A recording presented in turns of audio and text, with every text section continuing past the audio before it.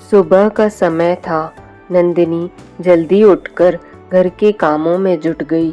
उसने पूरे घर की सफाई की, फिर नहाकर पूजा की।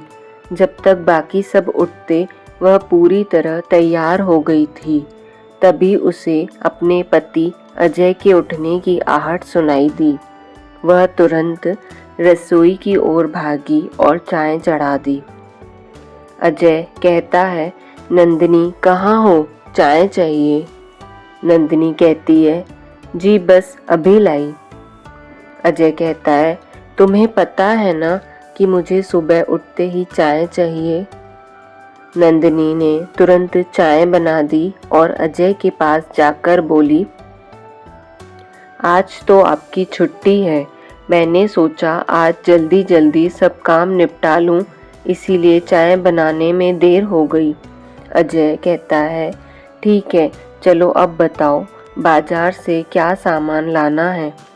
नंदिनी कहती है, मैं माँ जी से पूछकर आती हूँ कि नाश्ते और खाने में क्या रखना है।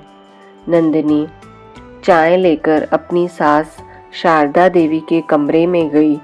उनके पैर छूकर पूछा, माँ जी, मेहमानों को नाश्ते और खाने में क्या देना है। अजय बाजार जा रहे हैं तो मैं सामान मंगवा लेती हूँ। शारदा देवी कहती है, बहू, नाश्ते और खाने की पूरी सूची मैंने कल रात ही बना ली थी, इसे अजय को दे देना। और हाँ, तुम्हारा काम खत्म हो जाए तो रिया के साथ ब्यूटी पार्लर चली जाना, उसे अच्छे से तैयार करा लाना। नंदिनी ने अजय को लिस्ट देकर भेज दिया और फिर रिया को जगाने चली गई। नंदिनी कहती है, उठो रिया, अब तक सो रही हो, लड़के वाले आते ही होंगे।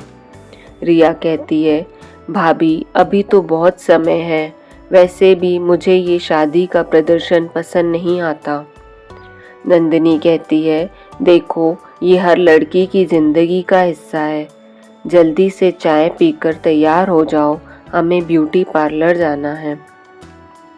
दोपहर तक लड़के वाले आ गए।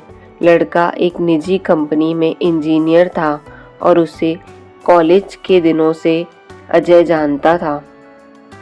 थोड़ी देर बाद शारदा देवी ने नंदिनी से पूछा, बहू, तुम्हें लड़का कैसा लगा। नंदिनी कहती है, माँ जी वैसे तो सब ठीक है, लेकिन मुझे लगता है कि उनका स्वभाव थोड़ा आत्म केंद्रित है। आप ध्यान से बात कर लीजिएगा, खासकर दहेज के बारे में। शारदा देवी कहती है, अजय ने कहा था कि उन्होंने पहले ही सब कुछ तय कर लिया है। लड़के वाले कह रहे हैं कि उन्हें कुछ नहीं चाहिए। नंदिनी कहती है, ठीक है माँ जी, लेकिन बातों में ध्यान रखें। जब लड़के के पिता ने कहा, आपकी बेटी हमें पसंद है, आप बताइए आगे क्या करना है। अजय कहता है, हमें भी आपका लड़का पसंद है, हम जल्दी ही शादी का मुहूर्त निकालकर आपको बता देंगे। नंदिनी कहती है, अंकल जी एक बात पूछ सकती हूँ। पिता कहता है, हाँ बेटा पूछो। नंदिनी कहती है, आपकी कोई खास मांग तो नहीं है ना। पिता कहता है, नहीं, हमें कुछ नहीं चाहिए, बस आप अपनी बेटी को जो देना चाहें दे सकते हैं। नंदिनी कहती है, हम साधारण तरीके से शादी करना चाहते हैं, दिखावा नहीं। अजय ने नंदिनी को अंदर ले जाकर कहा, ये क्या बोल रही हो, लोग क्या सोचेंगे। नंदिनी कहती है, तुम नहीं समझते अजय, ये लोग कुछ नहीं चाहिए कहकर बाद में मांगे बढ़ाएंगे। शुरुआत में सब ठीक रहा, लेकिन जैसे जैसे शादी का समय नज़दीक आया, लड़के वालों की मांग बढ़ने लगी। एक दिन लड़के के पिता का फ़ोन आया, बेटा हम सोच रहे थे कि शादी में अगर आप एक गाड़ी दे देते तो अच्छा होता। अजय यह सुनकर चौंक गया और उसने शारदा देवी को बताया।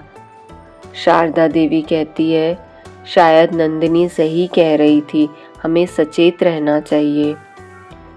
शादी का दिन आया, बारात आई और सभी बहुत खुश थे। जैसे ही फेरों का समय आया, लड़के के पिता ने फिर पूछा, वो गाड़ी कहाँ है?